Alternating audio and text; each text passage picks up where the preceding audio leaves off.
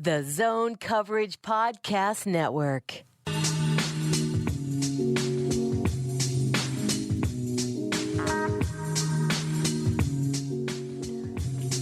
Welcome back to Midwest Swing Podcast, another week of the finest podcast that you haven't listened to yet, but this is your first time, so welcome. This is Mike Berardino, your host, along with co-founder of Zone Coverage, Tom Schreier, and Eric Foster at the controls. Gentlemen, how are you? We're good. How are you doing, Mike? Good. Everything's great. Just want to remind listeners out there that we are part of the Zone Coverage Podcast Network, and you can subscribe via iTunes, Spotify, or any of your favorite podcast apps. Please leave a review and make it only a positive review. That's what we're looking for. And feel free to check out earlier episodes that included the likes of Trevor Plouffe, Gene Glynn, Wayne Big Fella Hathaway, Dr. Ricky Cobb, and of course, Kimball Crossley, the most interesting man in the scouting world. Now today for you, we have a special guest, and it's someone that I'm quite sure you've read his work at some point somewhere, because this man has written for just about everybody out there. He's got some new irons in the fire, and we're going to talk about that. But very pleased to welcome one of the most esteemed baseball writers out there and longtime friend. I just can't say enough good things about John Perrotto. Welcome, John. No, thanks for having me, Mike. It's good to be with you. Yeah, you come to us at the time of the World Series. We just finished Game 1 last night, and we'll talk a little bit about that. We want to let people know that you have right now already up at your Perrotto Report, which is a subscription service, and I subscribe, and I would recommend anybody subscribe. You can let people know how to do that. But you had an excellent breakdown going into the World Series of where this will go, including scouts talking on both sides of the issue, or whether it be Red Sox or Dodgers. And both of your scouts, your expert panel there, seeing the game of the series going 7 games, which is entirely possible. Of course, your pick, Perrotto Report pick, was Red Sox in 5. And you write that pitching and defense usually win championships, but nobody has been able to stop Boston's hitters in October. And that's how Game 1 played out, was a lot of offense from that Boston lineup. It has. And I tell you, Mike, it's pretty amazing. I mean, they averaged 5.5 runs a game in a regular season, which led the major leagues rather handily. And usually you figure you get to the postseason, runs are going to be a little harder to come by. But now they're averaging almost 6.5 runs through their first 10 playoff games. And I mean, the teams they've played are the 100-win Yankees, the 103-win Astros, and the National League champion Dodgers. And they're facing very good pitching, but still they're making it look really easy against some of the best pitchers in the majors. Yeah, I mean, Boston's a market, certainly media-wise, where there's always a lot of hand-wringing and fretting and nitpicking, because that's what they do. They're really knowledgeable writers and media people in general. However, all that talk about the soft underbelly of the Red Sox bullpen, or, how are they going to get around this problem or that problem, or third base, what was going to happen there? And it seems like they have everything they need. And if they do complete the task and get to 119 wins on the season, depending on how long this World Series goes. But if it goes the way you're predicting, 5, are we going to then talk about this Red Sox group as one of the greatest teams in history? It's always there's always a recency bias. But what do you see? Do you see that as a possible topic? Well, I think so. I mean, 108-54 is a heck of a regular season record. I believe my math is right. Only 12 teams have ever won that many games in a major league season. And then, like you say, if you add on, if they end up winning the whole thing, that's another 10 wins. And all of a sudden, you're looking at one of the biggest win totals ever. Now, part of that, obviously, is the fact now you have 3 rounds of playoffs instead of for years there were 2, and before 1969 there were only the World Series. So that helps their cause to an extent. But still, I mean, it's not just that they're winning, but who they're beating. I mean, the Yankees were a darn good team, and they made the Yankees look silly in the division series. And Houston had 103 wins, and The odds makers had Houston as the favorite going into that series, even though the Red Sox had won 5 more games in the regular season.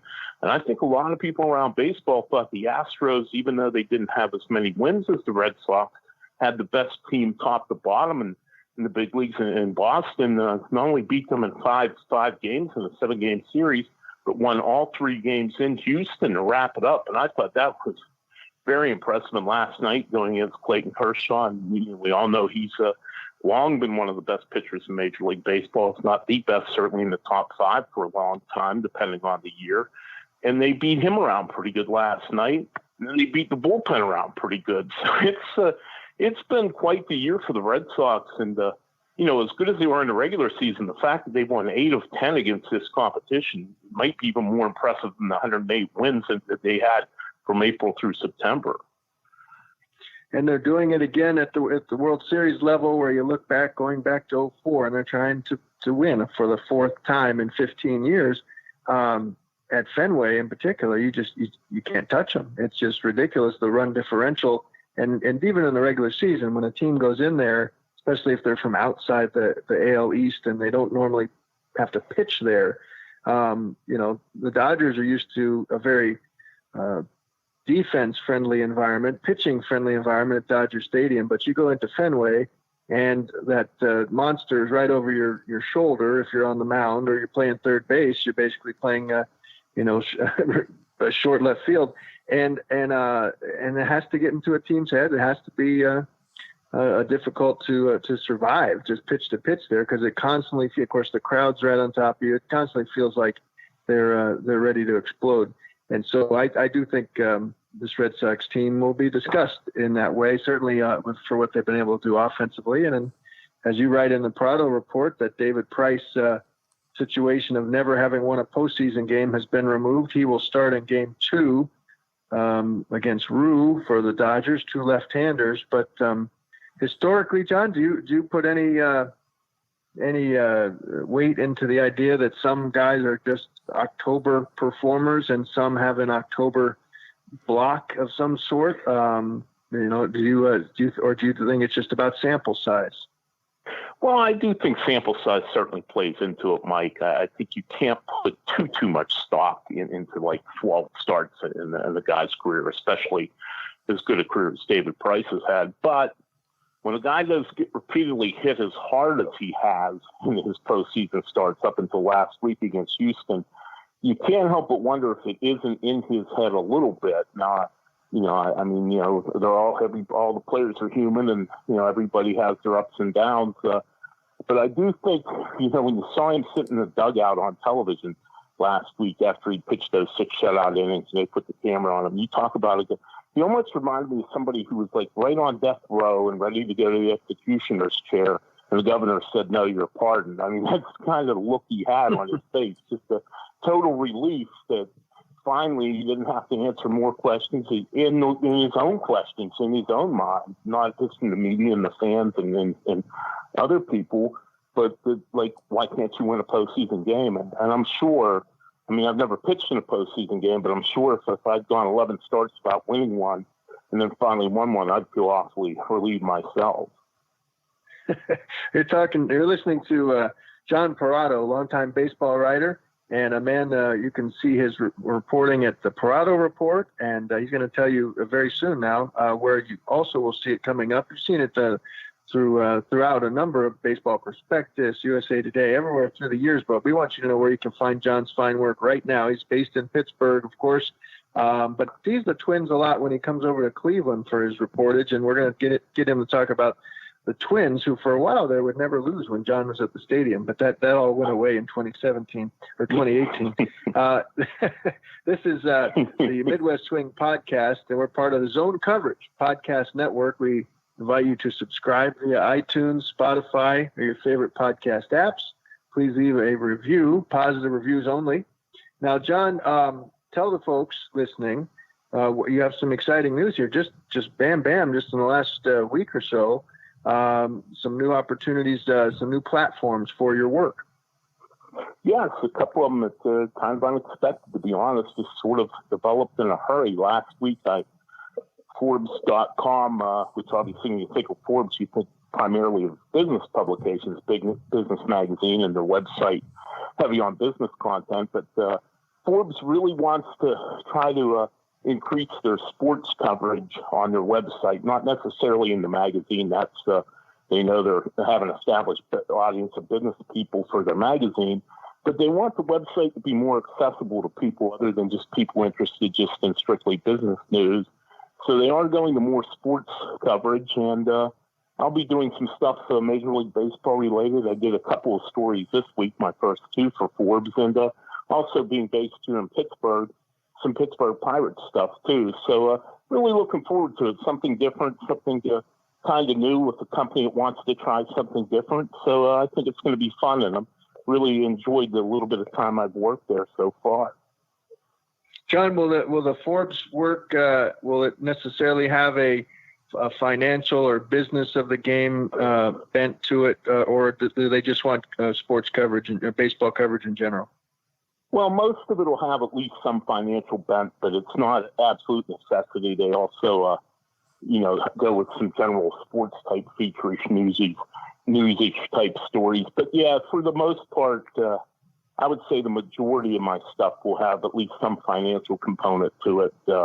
I'm working on a piece here once the World Series is over about, if you recall, Major League Players Association, Major League Baseball Players Association filed a grievance in spring training against four teams, the Pittsburgh Pirates, the Miami Marlins, the Oakland A's, and the Tampa Bay Rays, claiming that they were misappropriating the revenue sharing money and that they were not putting it toward making their major league roster better, which under terms of the basic agreement, that's what you're supposed to do.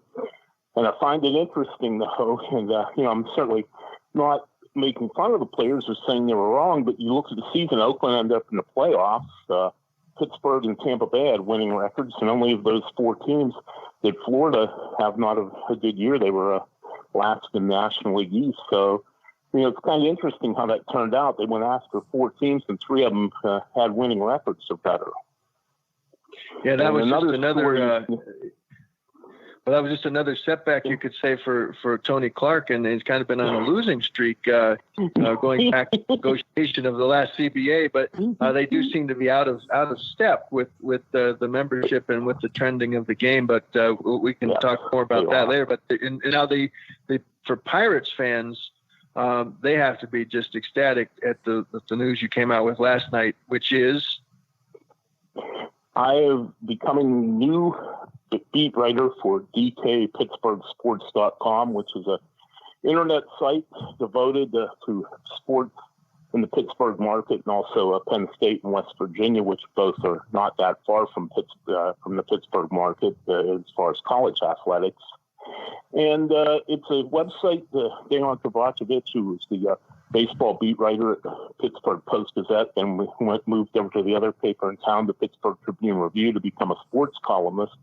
It was his brainchild. He wanted to have his own website and cover all the Pittsburgh teams, and now a few other places have followed suit, and now you also have The Athletic, which is kind of doing what he is doing here in every market. But it's a website that covers Pittsburgh teams, and I've been asked to be the Pirate beat writer for it, and I'm very excited about it. I'm really looking forward to it.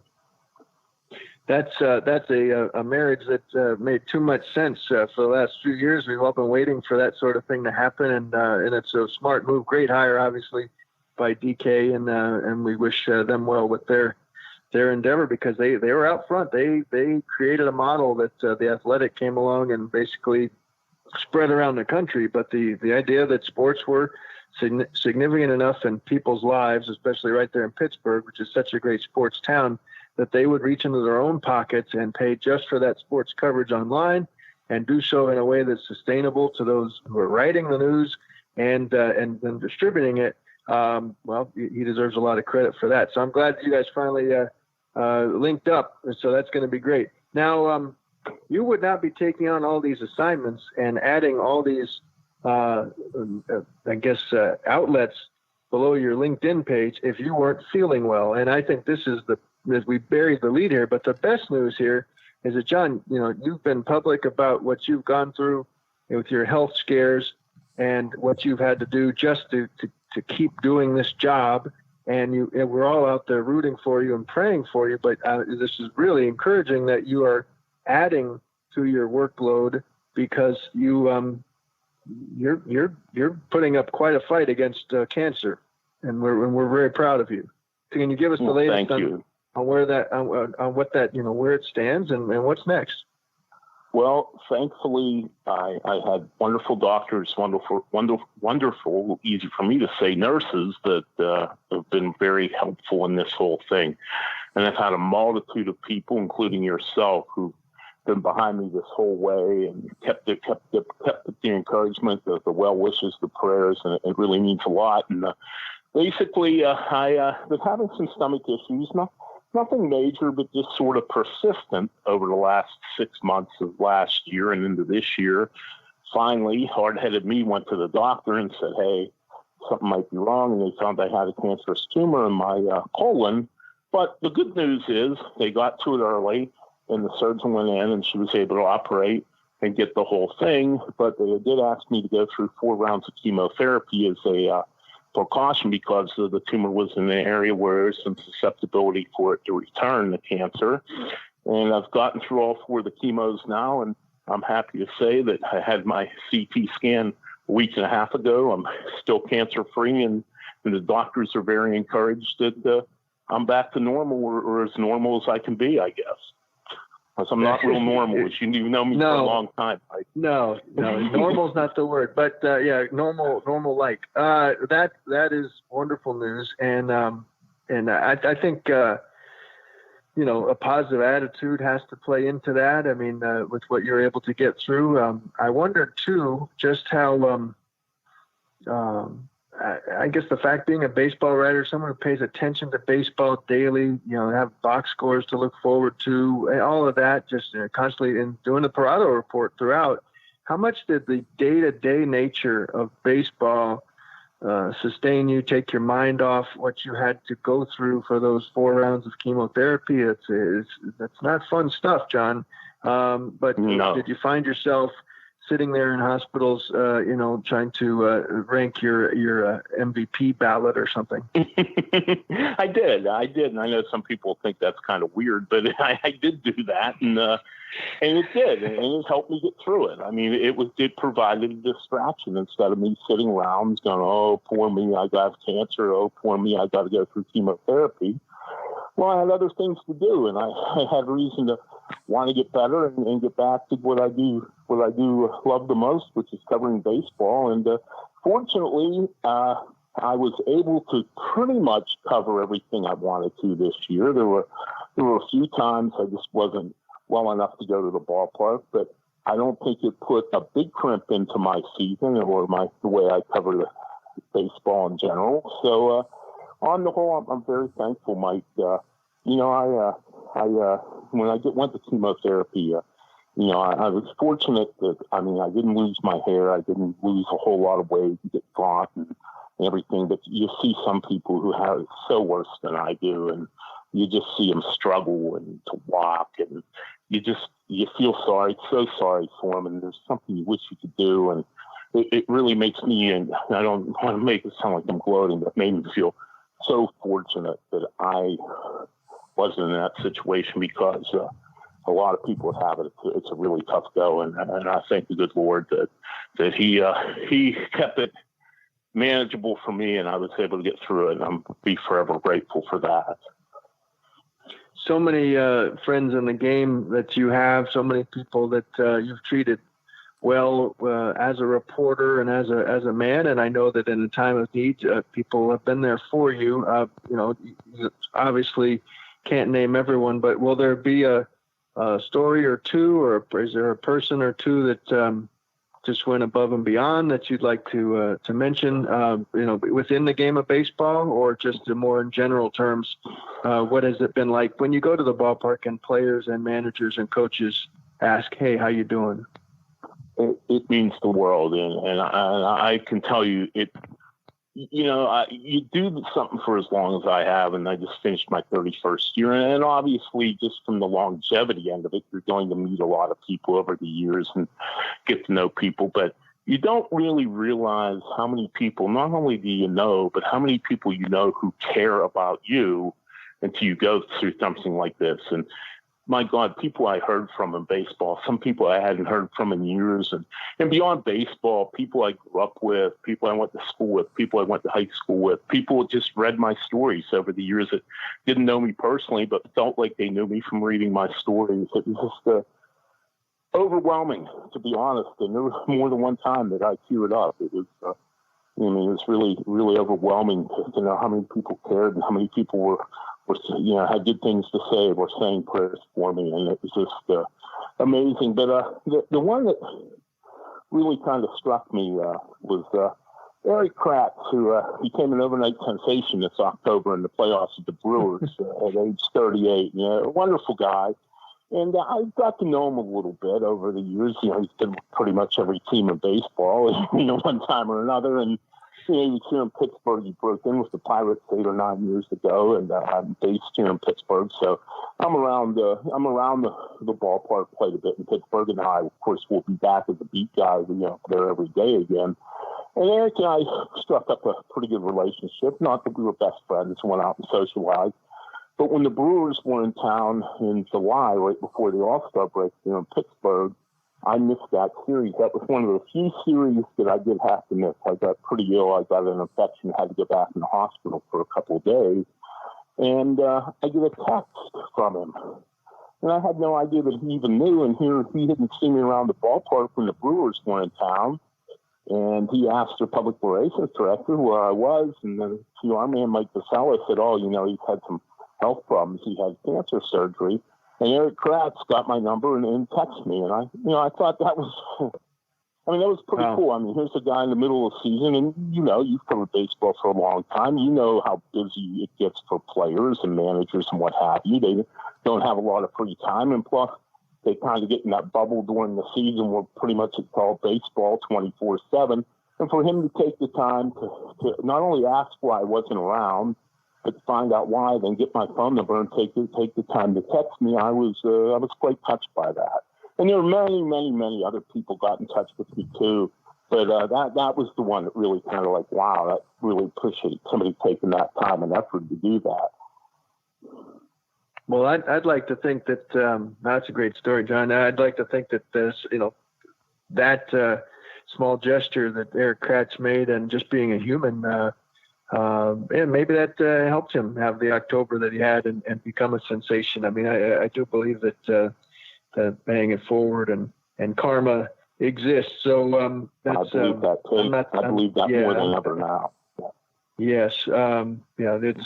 It's so thank you for talking about that, John. I know thank you. Again, I wouldn't bring it up if we weren't all so excited for you that you're adding these assignments and these new places for us to read your stuff. So it's going to be great. Now, you in the current issue of Perrotto Report that I subscribe to and get it in my inbox 3 times a week, and it's always good stuff. You talked about the managerial musings, and you published right after the Cincinnati Reds hired David Bell, who you said you got to know when he's on the Cardinals coaching staff and would come through quite a bit, I'm sure, in Pittsburgh earlier in the decade. And of course, Brad Ausmus, Twins fans saw him across the way when he was running the Tigers, and now he's going to manage the Angels. Well, that leaves still the Twins are out there looking, the Rangers, the Blue Jays, and the Orioles. Am I forgetting anyone? I think that's those are the group. If you had to guess right now, those are the first 4 left. It's hard to know what's going on with the Orioles. I'm not even sure the Orioles are still actually in the major leagues. They may have been relegated. They may not just have a manager next year. They might just, I don't know, have a computer run the team or something. I don't know. They apparently have no urgency to hire a general manager or a manager. It's very odd, very sad for such a passionate fan base, great ballpark, proud history. And then they have Duquette and Showalter sitting right there. They lucked into Duquette and Showalter, and it was going very well. And then they panic and they run them off too. But if you had to play this out, we're not going to hold you to it. But if you had to guess who ends up with these 4 jobs that remain, managerial jobs, let's start with Toronto. Have they interviewed 15 people? Did I see that right? 15 different managerial interviews? Supposedly pretty much anybody that drove by the Rogers Center got called in for an interview here in the last 3 weeks. So, yeah. Jimmy John's delivery guy. I don't know if they have that. Yeah. What are they doing? What are they? Who would possibly need to talk to 15 different candidates? Boy, I mean, I understand you want to, consider as many possibilities as you can, but you would think you'd have the list narrowed down below 15 before you actually started to sit down and talk with people. I tell you, I have a hard time reading that situation, Mike. I don't know. I'm going just for the fact that I know Mark Shapiro and I know Ross Atkins from their days with the Indians, and I know how much they believe in their own people. And I know Eric Wedge was Mark Shapiro's guy in Cleveland. He hired him as manager. Eric works in the front office and also as a field coordinator in the minor league part outside for the Blue Jays. I got to think Eric's certainly a strong candidate because they know him. But another name that keeps getting a lot of interest in, and you never can discount because they are the only team in Canada to have a Canadian manager, would certainly be a boon for fan interest. And Stubby Clapp, who not only has one of the great names in baseball, but he is the AAA manager of the Cardinals affiliate in Memphis. And he, my understanding, and like I said, I haven't gotten a real good feel for this because it's such a wide open field, but supposedly he is a guy very high on the Blue Jays list. And I think if push comes to shove and it's close, if they can hire a Canadian to be the manager and knowing, I mean, that he's qualified, not that like he's the 10th best out of 15 candidates, but I think he certainly has a chance. But this is going to be fascinating because, I mean, we're all over the place with this manager search, and it could end up somebody we don't even think of right now. It's, I just wonder when they're going to narrow. I know they've narrowed the field down. They're interviewing 5 candidates, but they are not saying who. And so far, our friends that cover the Blue Jays, a lot of good reporters there north of the border, haven't been able to ferret out the second round of interviews yet. The Blue Jays have done a pretty good job of keeping it quiet and not letting any leak out. So it'll be interesting to see where that goes. How about Texas? Who do you see getting the job in Texas, if you had to guess? Well, that's a good one. I don't know for certain. I think, there's another one that's pretty wide open. There hasn't been a whole lot of news is leaked out of there. They've done a good job of sealing off leaks. And then again, it's Dallas Cowboy season, so maybe just nobody cares there. So nobody's asking who the next manager is going to be. But no, that's another. And I hate not to have a good clear answer. I had heard originally that they were hoping maybe to hire somebody who had managed before, and there was a lot of talk. Joe Girardi was on their list, but now Joe pulled out of the running here late last week. And that's another really good question. I know Sandy Almar's name was mentioned a lot real quick because the Rangers have a large number of Hispanic players on their ball club, and they thought that having a bilingual manager would certainly be a plus in that situation with so many Latin American players. But apparently, by all looks, it doesn't look like Sandy Alomar, the Indians' first third base coach, has been interviewed. So it's going to be interesting. I would say one name to look for there is Joe Esplada, the bench coach of Houston Astros. He's a popular name. He too is bilingual. He's from Puerto Rico, and he may be. And this is just a guesstimate, but if they really do want a bilingual manager, it seems like that if they don't get established major league experience, that was their number 2 criteria, then perhaps Joe would get that job.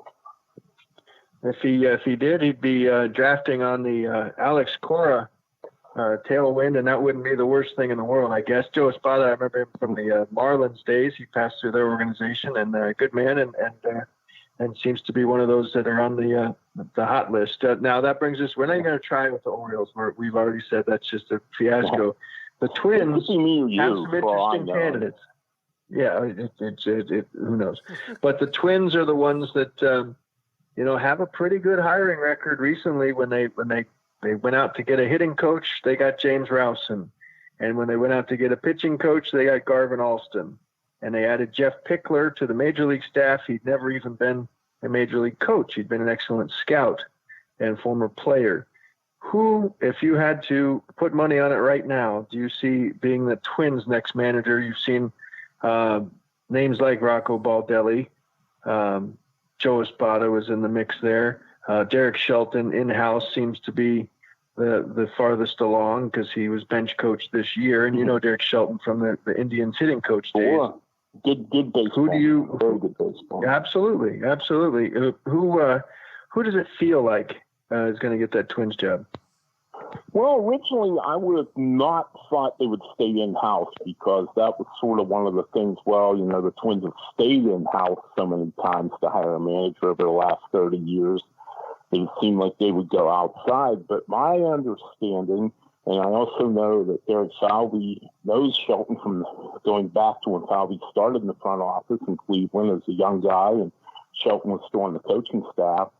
I think Derek Shelton has a chance. I don't think one time when this started, I wouldn't have thought so. I thought for sure they would go outside the organization. But my understanding is he has made quite the impression there. And, the couple of his this year as the bench coach and before that. And he is a legitimate candidate for it. It's not just, he's our guy and we're just going to give him a cursory talk. I think Rocco Baldelli is another interesting name. I know he's only 37 years old and he's never managed at every level, but he's worked in the front office of the Rays since his playing career came to an end early because of all his injuries and illnesses. He's been a coach for a couple of years on the big league level. He was an instructor for a few years in the minor leagues. So, he's built a pretty good resume, a pretty diverse resume for a guy who's just 37 years old. And, he understands the new age of thinking, the sabermetrics, the analytics, what have you. And I think that would be a plus in today's day and age. And, the trend is toward younger managers, guys who have never managed before, and guys who are not that far removed from playing, and he fits all of that. So, I think Rocco Baldelli, I would not be shocked if he ends up that job, but I also think Derek Shelton just may get it. I think he's proving to be more than just a cursory in-house candidate.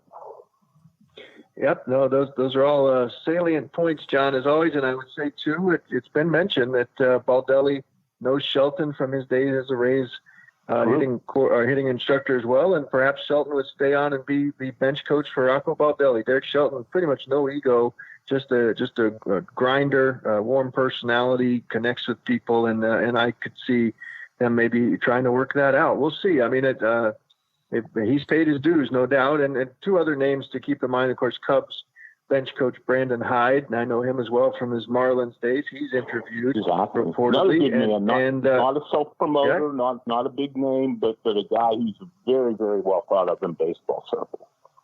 No doubt. And then Jace Tingler, who could end up getting that Rangers job, very well respected with the Rangers, has had a variety of roles there. But Thad Levine, general manager of the Twins, has great respect for him. It's my understanding that their relationship is strong, and that's a name too that you shouldn't be shocked if it ends up falling to Jace Tingler. Getting Tingler away from the Rangers just to be on the staff, that would be more difficult because it does look like the Rangers wouldn't let that happen. But we're certainly the World Series time. There's not that many off days, so that it's hard to get the hirings announced. But the dominoes will all fall into place soon, John, except for the Orioles. That'll probably take till next February. So thank you again, John Perrotto, for coming on the Midwest Swing Pod.